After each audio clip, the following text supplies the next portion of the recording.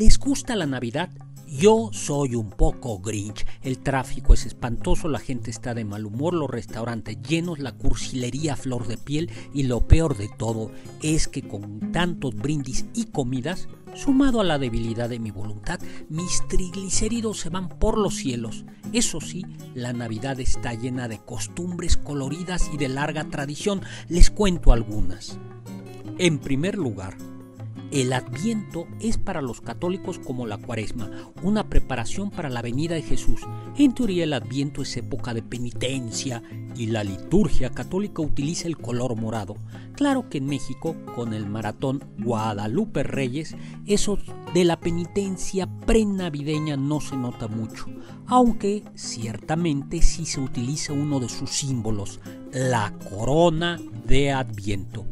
Como tantas otras costumbres cristianas, la corona tiene su origen en una tradición pagana europea. Los paganos prendían velas durante el invierno para implorar al sol que regresase con su luz y calor al finalizar el invierno.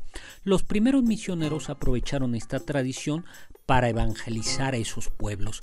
Partían de sus costumbres para enseñarles la fe cristiana. Ya no había que esperar el regreso del sol de primavera, sino a Jesús, sol divino y luz del mundo. En segundo lugar, hablemos del árbol de Navidad.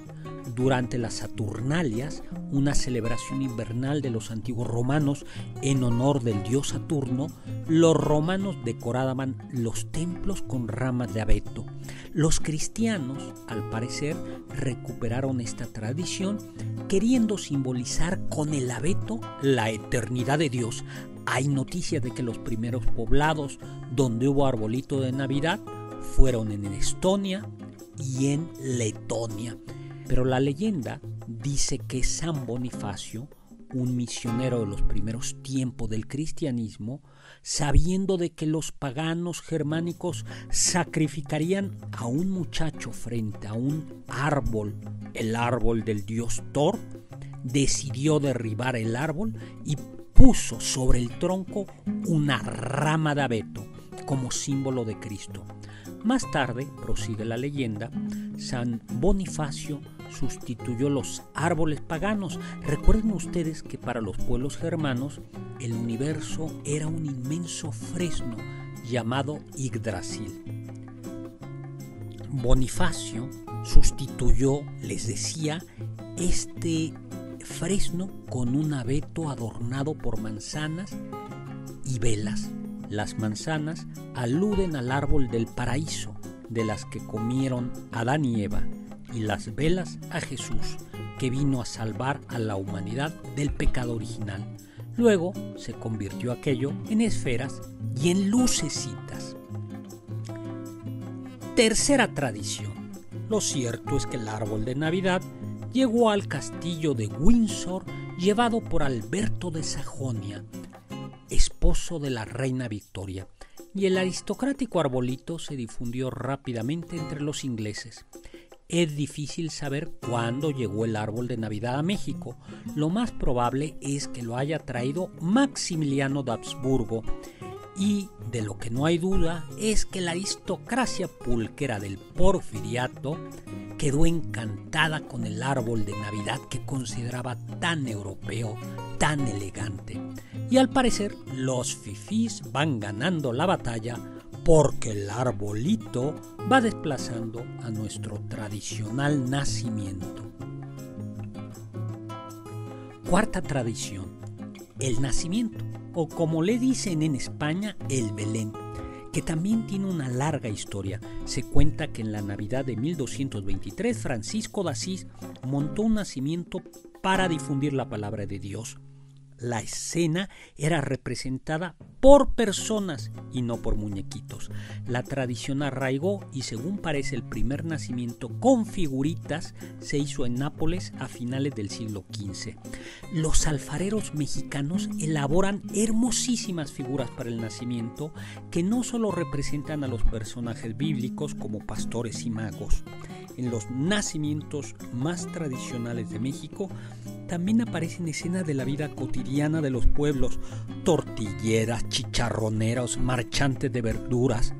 Tristemente, estos nacimientos adornados van cayendo en el olvido, enterrados por los arbolitos de Navidad que nos venden la ilusión de que vivimos en Nueva York y no en un pueblito mexicano. Como quinta tradición están las posadas. Son fiestas de origen novohispano y se celebran los 9 días anteriores a Navidad. Hay que recordar que las grandes fiestas de la Iglesia Católica se preparan con un novenario. Esos son, en su origen, las posadas, una novena de preparación para la Navidad. Por eso, en una posada tradicional se rezaba el rosario. Y por eso, la última posada se celebra el 24 de diciembre. La primera posada se celebró hacia 1587 en el convento agustino de Colman, allá por el rumbo de Teotihuacán. Como es común en el catolicismo, los predicadores desplazaron fiestas no cristianas con fiestas cristianas. Entre el 7 y el 26 de diciembre, los pueblos náhuatl de la Cuenca de México celebraban una serie de ceremonias en honor a Huitzilopochtli. Fray Diego de Soria comenzó a celebrar unas misas de aguinaldo en las que, además de la misa propiamente dicha, había representaciones de escenas navideñas y, por supuesto, verbena. Durante el virreinato, las posadas ayudaron a la formación religiosa de los indígenas y mezclaron aspectos festivos prehispánicos y católicos. La piñata, que de origen italiano, con sus 7 picos, simbolizaba los 7 pecados capitales, y por eso quien rompe con el pecado recibe un premio. Y por cierto, viene la sexta costumbre, aguinaldo. Aguinaldo viene de latín oquinano, que significa en este año, y está vinculado a los estrenae. Esta ceremonia romana consistía en el intercambio de regalos entre amigos en honor de Saturno y para desear un feliz augurio. Eran un rasgo esencial de la Saturnalia. De estrenae viene también el verbo estrenar. En las posadas tradicionales era costumbre que el anfitrión regalara a las niñas y niños una pequeñita canasta con colación. Esa canastita se llamaba aguinaldo, y de ahí la costumbre del aguinaldo como una remuneración extraordinaria que los asalariados recibimos en Navidad y que no nos alcanza ni para el pavo. 7. Vienen los villancicos. El villancico, como indica su nombre, es la canción de la villa, la que servía para registrar la vida cotidiana de los pueblos. Según algunos historiadores, este tipo de canto surgió allá por el siglo XIII y se cantaba en lengua romance, en la lengua del pueblo, no en latín, que era el idioma de los letrados y de los sacerdotes. Los villancicos se difundieron en España en los siglos XV y XVI y en Latinoamérica desde el siglo XVII. Poco a poco se comenzaron a componer villancicos sobre temas religiosos con ocasión de la fiesta de un santo, pero los más populares eran los de la Navidad. La Iglesia Católica, que cantaba en latín en las ceremonias, permitió que estos villancicos, cantados en castellano y con letras tiernas e ingenuas, fuesen entonados en determinadas fiestas litúrgicas dentro de los templos. En la Nueva España incluso se permitió que los esclavos negros imprimieran sus ritmos a esos villancicos, y a tales se les conoció como guineas. Por eso, las canciones de Navidad anglosajonas son tan distintas de nuestros villancicos.